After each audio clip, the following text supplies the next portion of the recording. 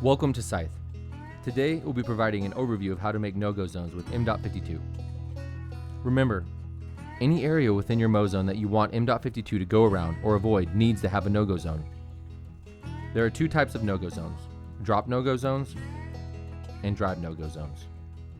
First, let's discuss drop no-go zones. Drop no-go zones drop a point, similar to dropping a pin for your location on your phone. They are good for small circular objects like poles or trees that are generally less than a few feet in diameter.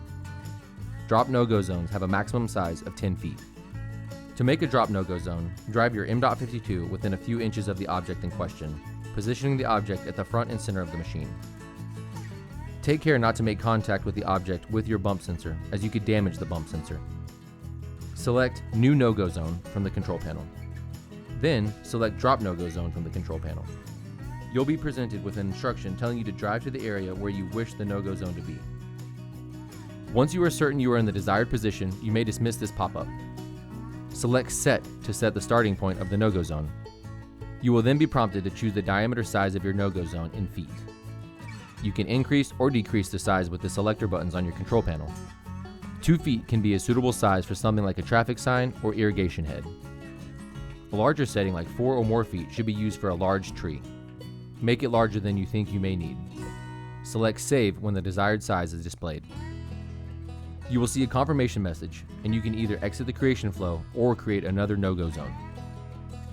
It is important to note that the dropped point will be the center of the no-go zone that is created. Put another way, some of the machine is now inside the no-go zone you just made.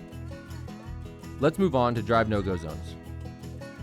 Drive no-go zones are suitable for larger or irregular shaped areas like planter beds, shrubs, areas of standing water, or multiple trees close together, or even low-hanging branches. To make a drive no-go zone, you'll first want to make sure M.52 is in the starting location of where you want the drive no-go zone boundary to begin. While you may create a drive no-go zone using either the left or the right side of the machine, most operators prefer to use the left side as it does not have the chute. Once you have confirmed you are in the desired starting location, select New No-Go Zone from the control panel display. Then select Drive. Then Begin. Then drive M.52 around the area that you wish to create your drive no-go zone. You will see a line on your control panel display following the path you are creating. Be sure to never cross into the area you want the machine to stay out of.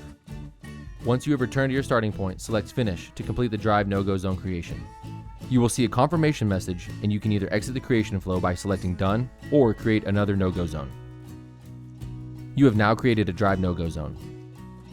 You now have a basic understanding of how to make no-go zones with M.52. Let's go get Mow done.